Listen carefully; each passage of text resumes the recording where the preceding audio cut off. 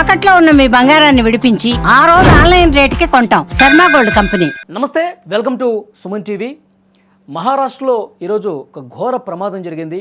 మహారాష్ట్ర ఉప ముఖ్యమంత్రి అజిత్ పవార్ ఈ ప్రమాదంలో కన్నుమూశారు. విమాన ప్రమాదం గతంలో ఎప్పుడూ జరగనటువంటి ప్రమాదం చాలా తీవ్రమైనటువంటి విషాదాన్ని తీసుకొచ్చింది. సో ఈ ప్రమాదం జరిగిన నేపథ్యంలో అసలు విమాన ప్రమాదం ఎందుకు జరిగింది, దానికి కారణాలు ఏంటి, వీటన్నిటి గురించి కొంత మనం సమాచారం తీసుకునే ప్రయత్నం చేద్దాం. లైవ్ కాల్లో జాయిన్ అయ్యారు విమాన భద్రత మాజీ అధికారి బాబురావు గారు మనకి లైవ్ కాల్లో ఉన్నారు. సార్తో మాట్లాడదాం. సార్ నమస్కారం. బాబురావు గారు నమస్తే అండి. బాబురావు గారు, అత్యంత విషాదకరమైనటువంటి వార్త. ఉప ముఖ్యమంత్రి అజిత్ పవార్ గారు ఈరోజు విమాన ప్రమాదంలో చనిపోయారు. ఆయనతో పాటు ఇంకొక నలుగురు సిబ్బంది కూడా ఉన్నారు, వారు కూడా చనిపోయారు. సార్, ఈ ప్రమాద సమాచారం బయటకు వచ్చినటువంటి ఇన్ఫర్మేషన్ ప్రకారం అసలు ఏం జరిగి ఉంటుంది సార్? ఈ ప్రమాదానికంటే ముందండి, మామూలుగా విమానాలు, హెలికాప్టర్స్ కానీ, చిన్న చిన్న ఫ్లైట్స్ కానీ, పెద్దవి కానీ ఏమైనా సరే వాడటానికి కొన్ని ప్రత్యేకమైనటువంటి పాలసీస్ ఉన్నాయి. ఆ ప్రత్యేకమైన పాలసీ కంపల్సరీగా ఫాలో అవ్వాల్సిందే. ప్రతి ఎయిర్ క్రాఫ్ట్ కూడా, అది చిన్న హెలికాప్టర్ అయినా చిన్న విమానం అయినా, వాటిల్లో ఉండేటువంటి పార్ట్స్ కొన్ని గంటలు అయిన తర్వాత, ఫ్లయింగ్ అవర్స్ అయిన తర్వాత ఒక్కో పార్టీకి ఒక్కొక్క లైఫ్ టైం ఉంటుంది. అక్కడ ఆ లైఫ్ టైం అయిపోయిన తర్వాత ఆ పార్ట్స్ని ఆటోమేటిక్గా మార్చి కొత్తది పెట్టేయాల్సిందే. అది ఫాల్ట్ డెవలప్ అయినా కాకపోయినా ఏదైనా వస్తేనే మారుద్దాంలే, అప్పటి వరకు దీన్ని ఉపయోగిద్దాంలే అని అనుకుంటూ పెద్ద పొరపాటు. ఈ periodical maintenance plays the most important role ఈ ఎయిర్ క్రాఫ్ట్స్. దీంట్లో ఈ పీరియాడికల్ మెయింటెనెన్స్ చేసుకుంటూ, రెండోది ప్రతి ఫ్లయింగ్కి ల్యాండ్ అవ్వగానే పైలట్ తన యొక్క ఎక్స్పీరియన్స్ దాంట్లో రాయాలి, ఫ్లయింగ్ ఎక్స్పీరియన్స్ రిజిస్టర్లో రాయాలి.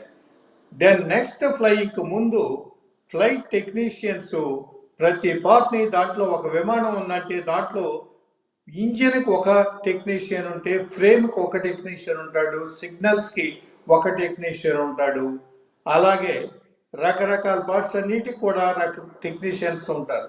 వీళ్ళందరూ కూడా వాళ్ళకి సంబంధించినటువంటి డివిజన్ని వాళ్ళు చెక్ చేసి పర్ఫెక్ట్గా ఉందా లేదో చూసుకుని they must register that and sign in the register. ఈ రకంగా ప్రాపర్ చెకింగ్ జరగలేదని చెప్పి భావించాలా? చెప్పేదేంటి, అదే చూస్తున్నా. I'm coming to the point. Third, ఈ టెక్నీషియన్స్ చూసుకున్న తర్వాత పైలట్ కూడా తను చూసుకోవాలి. చూసుకున్న తర్వాత ఇఫ్ ఈ satisfied with the technicality, then only you should go and sit in the pilot seat. అప్పుడు వరకు కూడా ఇది ఎవరో అంటుకోవడానికి వెళ్ళేది. This is the actual procedure. ఇది జనరల్గా ఈ ప్రొసీజర్ ఇండియన్ ఎయిర్ ఫోర్స్లో ఎక్కువగా జరుగుతుంటుంది. ఎప్పుడు పొరపాటును కూడా ఈ ప్రొసీజర్కి డివియేట్ కారు అక్కడ. అయినా కానీ అక్కడ ఒక్కోసారి కొన్ని యాక్సిడెంట్స్ జరుగుతున్నాయి. ఆ యాక్సిడెంట్ జరగడానికి మెయిన్ కారణం వెదర్ ప్రాబ్లమ్స్ వల్ల. ముఖ్యంగా కొండ ప్రాంతాల్లో ఫ్లై అయ్యేటప్పుడు వెదర్ సడన్గా చేంజ్ వచ్చేస్తుంది. సడన్గా చేంజ్ వచ్చేసరికి పైలట్కి ఎదురు ఏమీ కనపడదు, ఏ హైట్లో ఉంటున్నాడో తెలియదు, కింద ఏముందో తెలియదు, ఏదో కొట్టుకుంటాం, ఏదో ఇదవటం, ఆ రకంగా ఫ్లయింగ్ అని ఆ క్రాష్ అనేది జరుగుతుంది. కానీ ఇవాళ జరిగినటువంటి ఏమిటంటే, ఈ ఎయిర్ క్రాఫ్ట్ ల్యాండింగ్కి వచ్చినటువంటి పొజిషన్లో క్రాష్ అయ్యిందని అన్నారు. దీన్ని ఇక్కడ క్రాష్ అలా అవ్వటానికి కారణం టెక్నికల్ ఫెయిల్యూర్ తప్ప వేరే ఉండటానికి వీల్లేదు. ఎందుకంటే వెదర్ కండిషన్స్ ఎట్టి పరిస్థితుల్లోనే కాదు, పైలట్ కన్ఫ్యూజన్ అసలు లేదు. ల్యాండింగ్ టైంలోనే టెక్నికల్ ప్రాబ్లం ఫేస్ చేసి సడన్గా వచ్చి రన్వే మీద పడిపోయింది. ఇది జరగడానికి ఇంకొక సమాచారం కూడా వస్తుంది సార్. యాక్చువల్గా విజిబిలిటీ లేని కారణంగా అది రన్వే మీదకి వచ్చేటప్పటికి అసలు రన్వే కనిపించలేదు. రన్వే పక్కన ఉన్నటువంటి ఒక రోడ్ ఏదైతే ఉందో దాని మీదకి ల్యాండ్ అయింది. తర్వాత రన్వేని గ్రహించిన తర్వాత రైట్కి తీసుకోవటం వల్ల అక్కడ తప్పిదం జరిగిందని చెప్పి ఇదొక సమాచారం వస్తుంది సార్. ఎంతవరకు వాస్తవం ఉండొచ్చు? ఇక్కడ ఇది ఉదాహరణ, ఇటువంటి మాటలు విని మనం కన్క్లూజన్కి రాకూడదండి. పైలట్ ప్రతిదీ తను మాట్లాడిన, ముఖ్యంగా ఇటువంటి ఎమర్జెన్సీ టైంలో ఎవ్రీథింగ్ ఈ రిపోర్ట్స్ ది ఏటీసీకి ఇన్ఫార్మ్ చేస్తాడు ఆయన. ఆ మొత్తం అంతా కూడా బ్లాక్ బాక్స్లో రికార్డ్ అవుతుంది. ఆ బ్లాక్ బాక్స్ తీసి ఓపెన్ చేసి చూస్తే తప్పితే యాక్చువల్ రీజన్ ఏంటనేది తెలియదు. కాబట్టి ఇది టెక్నికల్ ఫెయిల్యూరా పైలట్ ఫెయిల్యూరా ఈ కన్ఫ్యూజన్స్ అనేది కంపల్సరీగా ఇది అవ్వాలి. కానీ పైలట్ ఫెయిల్యూర్ అవడానికి పాసిబిలిటీస్ దీంట్లో చాలా తక్కువ ఉన్నాయి. ఎందుకంటే 100% కన్విన్స్ కాందే, 100% కాన్ఫిడెన్స్ లేనిదే ఈ will not come to touch the ground. అది 100% కన్ఫర్మ్డ్. ఏ పైలట్ అయినా కానీ అదే చేస్తాడు. అంతేగాని ఆయన రోడ్డు మీదకి వెళ్ళి రన్వే అనుకుని అక్కడ దిగడానికి ప్రయత్నం చేశాడు అనేది మాత్రం చాలా పొరపాటు. కంపల్సరీగా రన్వే మీదే జరిగింది, ఇది ల్యాండింగ్ టైంలో జరిగిందని అంటున్నారు. దానికి కారణం ఏంటి అనేది, ఒకటి ఏ కంపెనీకి సంబంధించినటువంటి ఎయిర్క్రాఫ్ట్ ఇది, ఏ కంపెనీకి సంబంధించిన ఆ కంపెనీ ఎలా మెయింటైన్ చేస్తుంది, పీరియాడికల్ మెయింటెనెన్స్ జరుగుతున్నాయా లేదా, కొన్ని గంటలు ఫ్లై అయిన తర్వాత ఆటోమేటిక్గా పీరియాడికల్ టోటల్గా ప్రతి ఎయిర్క్రాఫ్ట్ని మెయింటైన్ చేయాల్సిందే, ప్రతి పార్ట్ని చెక్ చేయాల్సిందే.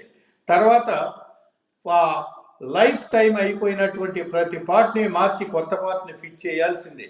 ఈ రకమైనటువంటి ఆ కంపెనీ చేసిందా లేదా, రికార్డ్స్ ఏమిటి అనేది చూస్తే కానీ ఈ టెక్నికల్ ఫెయిల్యూరా పైలట్ ఫెయిల్యూరా, వెదర్ పైలట్ ఫెయిల్యూర్ అయినా కానీ ఈ ఇన్స్పెక్షన్ మాత్రం కంపల్సరీగా జరిగి తీరాల్సిందే. ఈ జనరల్గా ప్రస్తుతం ఉన్నటువంటి కండిషన్స్లో ఎక్కువ మంది మామూలుగా నాలెడ్జ్ లేనటువంటి వాళ్ళు, డబ్బులు ఉన్నటువంటి వాళ్ళు ఎయిర్ క్రాఫ్ట్స్ కొనేస్తున్నారు, 100 కోట్ల 1000 కోట్ల పెట్టి డబ్బులు కొనేస్తున్నారు. కానీ ఆ విమానం అనేది ఒక ఏనుగు లాంటిదండి. కింద ఉన్న డబ్బులే, పైకి ఎగిరినా డబ్బులే, దీన్ని ఖర్చు పెట్టాలి. ప్రతి క్షణం డబ్బులు తింటూనే ఉంటుంది. అది కింద ఉంటే పార్కింగ్ ఫీజు కట్టుకోవాలి, పైన ఉంటే ఫ్యూయల్ పోసుకోవాలి, పైలట్కి శాలరీస్ ఇచ్చుకోవాలి. ఈ రకమైనటువంటి మెయింటెనెన్స్ని చూసుకుంటూ దాని మీద ₹1 సంపాదించుకుంటాం అనేది ప్రతి ఓనరు చేస్తూ ఉంటాడు. అందువలన ఈ ఫైనాన్షియల్ కండిషన్స్లో ఎయిర్ క్రాఫ్ట్ కొనేటప్పుడు తన దగ్గర డబ్బులు ఉన్నా కానీ కొద్ది రోజులు అయ్యేసరికి ఈ మెయింటెనెన్సేషన్లో తను చాలా ప్రాబ్లమ్స్ ఫేస్ చేస్తాడు. రికార్డ్స్ అన్ని పరిశీలించాలి సార్. మీరు చెప్పింది కరెక్ట్. ఎందుకంటే మెయింటెనెన్స్ సరిగా జరుగుతుందా లేదా, వ్యాలిడ్ అయిపోయిన తర్వాత కొత్తవి అమరుస్తున్నారా లేదా, ఇవన్నీ కూడా ఒకసారి ఆ రికార్డ్స్ పరిశీలిస్తే కానీ వాస్తవాలు తెలుస్తాయి. నాకు ఇక్కడ ఒక చిన్న డౌట్ సార్. ఇప్పుడు అతనికి రన్వే కనిపించింది, అతను ఆ రన్వే మీదకి వస్తున్నటువంటి క్రమంలో ఒకవేళ ఫర్ ఎగ్జాంపుల్ రన్వే కనిపించలేదు అనుకుంటే ఏటీసీతో మాట్లాడతారా? ఏటీసీతో డెఫినెట్గా మాట్లాడతాడా? రన్వే మీదకి వచ్చి ల్యాండ్ అవడానికి సిద్ధపడిన తర్వాతే ఏటీసీ నుంచి పర్మిషన్ తీసుకుని ఈ will land on the runway. అంతేగాని గబగబా ఇదే రన్వే అదే రన్వే అనుకుని ఇది ఎమర్జెన్సీ అక్కడ ఏటీసీ లేకపోవడం లాంటిది ఏం లేదు. ఏటీసీ ఉంది, ఎయిర్ ఫీల్డ్లోనే జరిగింది అంటే పక్కన కంపల్సరీగా ఏటీసీ ఉంది. ఏటీసీ నుంచి ప్రతి ఫ్లైట్ని, టేకాఫ్ అయ్యే ఫ్లైట్ని, ల్యాండ్ అయ్యే ఫ్లైట్ని కంపల్సరీగా ఏటీసీ కంట్రోల్ చూసుకుంటానే ఉంటుంది. ఎక్కడ ల్యాండ్ అయ్యింది, ఎక్కడ ల్యాండ్ అవడానికి డౌన్ అయ్యింది, ఎక్కడ టచ్ చేస్తుంది ల్యాండ్ని, ఎక్కడ కంట్రోల్లోకి వస్తుంది అనేది ఈ మొత్తం ఇన్ఫర్మేషన్ ఏటీసీకి కూడా తెలుస్తుంది. కాబట్టి ల్యాండింగ్ పొజిషన్లో తప్పు ఉంటే ఇమీడియట్గా ఏటీసీ కంట్రోల్ ఆటోమేటిక్గా పైలట్కి ఇన్ఫార్మ్ చేస్తాడు, take off again and come for second landing అని. ఎంత ప్రొసీజర్స్ ఉన్న చోట ఈ రకమైనటువంటి పొరపాట్లు జరగడం అనేది ఇది యుద్ధం కాదండి. గబగబా డెసిషన్స్ తీసుకుంటాం, ల్యాండ్ అవటం, టేక్ ఆఫ్ అవటం, ఇవన్నీ యుద్ధ రంగంలో జరుగుతాయి. కానీ ఇక్కడ మాత్రం ప్రతిదీ ఇన్ఫర్మేషన్ ప్రకారమే, ప్రతి ప్రొసీజర్ ప్రకారమే ఇక్కడ జరగాలి. అది జరిగిందా లేదా అనేది చూసుకోవాలి. అంతేగాని ఈ రన్వేలోకి వచ్చి ఎయిర్ ఫీల్డ్లోకి వచ్చి రన్వే మీద కాకుండా రోడ్డు మీద ల్యాండ్ అవడానికి ప్రయత్నించాడు అనేది మాత్రం 99% అది సరైనటువంటి ఇది కాదు. ప్రత్యక్ష సాక్షి చూశాడు, ఈ ప్రమాదం జరిగినటువంటి సందర్భం అతను కళ్ళారా చూశాడు. అంటే ఒక్కసారిగా అది ప్లేన్ కిందకు వచ్చేటప్పుడే ఇది క్రాష్ అయిపోతుందేమో అనిపించింది. మేము అట్లా చూస్తుండగానే మేము ఏదైతే అనుకున్నామో అదే జరిగింది. మేము అందులో ఉన్న వాళ్ళని కాపాడటానికి ప్రయత్నం చేయడానికి చాలా దగ్గరికి వెళ్ళేసరికి ఒక్కసారిగా 4-5 సార్లు పేలుళ్ళు జరిగినాయి. ఆ మంటలు ఒక్కసారిగా పెద్ద ఎత్తున వచ్చేసరికి మేము దగ్గర కూడా వెళ్ళలేకపోయామని ఒక మీడియాతో ప్రత్యక్షంగా చూసిన ఒక వ్యక్తి చెప్పాడు సార్. అంత పేలుళ్ళు అంత మంట రావడానికి కారణం ఏంటి? ఆ చెప్పిన వ్యక్తి రోడ్డు మీద ల్యాండ్ అవుతుండగా తను చూశాడా లేకపోతే రన్వే మీద ల్యాండ్ అవుతుండగా చూశాడా అనేది మొదటి క్వశ్చన్. 100% రన్వే మీద ల్యాండ్ అయ్యేటప్పుడే తను పరిగెత్తుకుని దగ్గరికి వెళ్ళేసరికి బ్లాస్ట్ అయ్యింది అని చెప్తున్నారు. కాబట్టి డెఫినెట్గా రన్వే మీదే జరిగి ఉండాలి. రన్వే మీదే ఈ ప్రాబ్లం వచ్చి ఉంటుంది. ఆ బ్లాస్ట్ అవటం కూడా వచ్చి నేల మీద పడితే తప్పితే, రన్వే మీద పడితే తప్పితే బ్లాస్ట్ కాదు. అన్లెస్ లోపల ఏదన్నా అమ్యునేషన్స్ ఏమన్నా, ఆర్మ్స్ లాంటి బాంబులు లాంటి ఏమన్నా ఏదన్నా అనాథరైజ్డ్ ఐటమ్స్ దాంట్లో ఉండి ఆ బాంబులు బ్లాస్ట్ అయితే తప్పితే అది గాల్లో పేలదు. కానీ ఇది పేలింది నేల మీద పడిన తర్వాత మాత్రమే ఇది బ్లాస్ట్ అవటం జరిగింది, మంటలు చెలరేగినాయి అనేటువంటి న్యూస్ వస్తుంది. కాబట్టి డెఫినెట్గా రన్వే మీదే ఇది జరిగి ఉండాలి. రన్వే మీద జరిగేటప్పుడు పైలట్ ఎందుకు సరిగ్గా టచ్ చేయలేకపోయాడు, ఎందుకు ఈ ప్రాబ్లం అయినసరికి ఏ రకమైనటువంటి టెక్నికల్ ప్రాబ్లం అనేది చూసుకోవాలి. ఈ కంట్రోలింగ్ స్టిక్ పైలట్ ఆపరేట్ చేస్తుంటాడు. ఈ కంట్రోలింగ్ స్టిక్ ముఖ్యంగా టేక్ ఆఫ్ టైంలో, ల్యాండింగ్ టైంలో, డైరెక్షన్స్ మార్చుకునే టైంలో ఇది మేజర్ రోల్ ప్లే చేస్తుంది. అదే ఉపయోగించాలి. ఈ టేక్ ఆఫ్ అవటానికి కానీ ల్యాండ్ అవటానికి కానీ స్లోగా కంట్రోలింగ్ స్టిక్ని డిగ్రీస్ తగ్గించుకుంటూ హైట్ నెమ్మదిగా వచ్చి ల్యాండింగ్ టచ్ చేయాలి. టేక్ ఆఫ్ టైంలో కూడా స్పీడ్గా రన్ అయ్యేటప్పుడు నెమ్మదిగా టేక్ ఆఫ్ చేసి స్లోగా హైట్ పెంచుకుంటూ వెళ్ళాలి. ఇది procedure, landing take off procedure. ఇక్కడ ఈ ల్యాండింగ్ టైంలో మొత్తానికి ఏదన్నా కంట్రోలింగ్ స్టిక్ ఫెయిల్ అవ్వటం వల్ల సడన్గా వచ్చి ల్యాండ్కి డాష్ అయి ఇచ్చిందేమో అనేటువంటి పాసిబిలిటీస్ ఎక్కువ ఉన్నాయి. ఏది అయినా కానీ ఊహించి మాట్లాడటం కంటే కూడా బ్లాక్ బాక్స్ చూసిన తర్వాతే ఈ ట్రూత్ని బయటికి లాగాలి. బాక్స్ ని ఎనాలిసిస్ చేస్తే ఎన్ని రోజుల్లోగా ఆ సమాచారం మొత్తం బయటకు వచ్చే అవకాశం ఉంది ఆ సార్? బ్లాక్ బాక్స్ ఇప్పుడు ఇమ్మీడియట్ గా వీళ్ళు వచ్చి ఆ క్రాష్ అయినటువంటి ప్లేస్ లో ముందు బ్లాక్ బాక్స్ ని ఎతికి, ఒకసారి మలేషియా విమానం సముద్రంలో కూలిపోతే దాదాపు 2 సంవత్సరాలు పట్టిందండి బ్లాక్ బాక్స్ ఫైండ్ అవుట్ చేసి పైకి తీయటానికి. ఇక్కడ రన్వే మీదే జరిగింది కాబట్టి, అక్కడ ఇది ఉంది కాబట్టి డెఫినెట్ గా వెంటనే దొరకడానికి అవకాశాలు ఉన్నాయి. గ్యారంటీగా దొరుకుతుంది.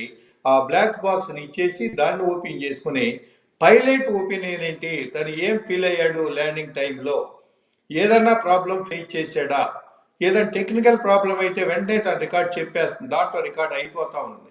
అది చూసి కానీ మనం దీని గురించి మాట్లాడటానికి వీల్లేదు. కానీ ఎన్ని రోజులకు వచ్చే అవకాశం ఉంది సార్? దాదాపు 1 వీక్లో ఫైండ్ అవుట్ చేయొచ్చు అండి. దీని మీద కనుకుంటే ఆ పార్ట్స్ అన్ని మొత్తం క్లియర్ చేసేయాలి దాన్ని. వాటిల్లో జాగ్రత్తగా వాళ్ళు వచ్చి సెక్యూరిటీ స్టాఫ్ వచ్చి ఎత్తుక్కుని ఇచ్చేసుకుని దాన్ని తీసుకెళ్ళాలి.